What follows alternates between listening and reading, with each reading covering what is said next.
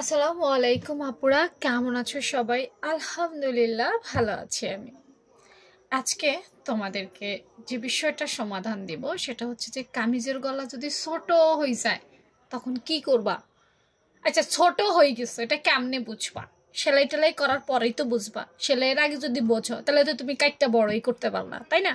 কিন্তু মনে করো পুরোটা সেলাই হয়ে গেছে, এখন সে পড়ছে, পরার পর দেখতেছে কি ছোট হয়ে গেছে। ছোট গলা হইলে কিন্তু অনেক ঝামেলা, গলা বড় হইলে যেরকম ঝামেলা, ছোট হইলেও কিন্তু সেম ঝামেলা।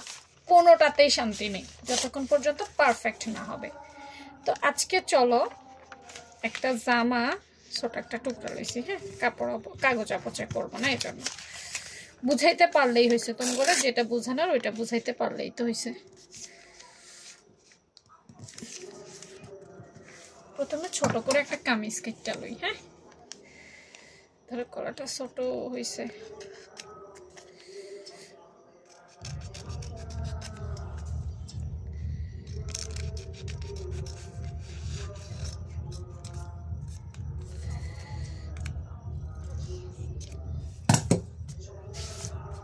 এই মনে করো এই হয়েছে কামিজ, এবং এটা সব দিক দিয়ে সেলাই হয়ে গেছে। মনে করো এই এই এই এই এই এই এই সব সেলাই হয়ে গেছে, কোনো জায়গা বাদ নাই। কিন্তু এখন কি করবা? দেখো, বেশি প্যারা নিও না।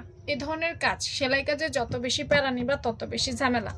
সেলাইয়ের আগে হইলে অনেক কিছুই করা যায়, পরে হইলে এটা খুলো সেটা খুলো, খুললে কিন্তু আরো ঝামেলা হয়। তো আমি বলবো জাস্ট সেলাইটা থাকুক, সেলাইটা সেলাইয়ের জায়গায় থাকুক। তুমি শুধু এইভাবে এইভাবে একটু বড় করে দিও, জাস্ট এইভাবে। এই ওটা থাকুক, জায়গাতে থাকুক। আমার কখনো এই ধরনের প্রবলেম হয়, আমার প্রায়ই হয় না যে তা না, যারা সেলাই কাজ করে তাদের এই প্রবলেমগুলো হবে, খুব স্বাভাবিক।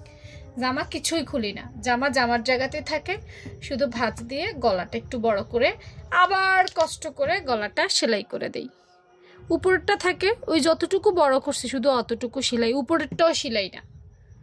বুঝতে পারছো নি? কারণ উপরে তো আছেই, বড় শুধু নিচে করছি না, তো এই শুধু নিচের অংশটাই আমি সেলাই করে দেই।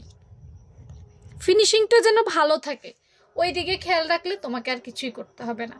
কারণ অনেকেই মনে করে গলা আবার খুলবো না, ভাই খোলার দরকার নেই। ফিনিশিং করে কাজ করে জামাটা বসায় রেখেই তুমি করতে পারবা। বুঝতে পেরেছ? তো এই ধরনের সমস্যায় কারা কারা পড়ো জানাতে ভুলো না।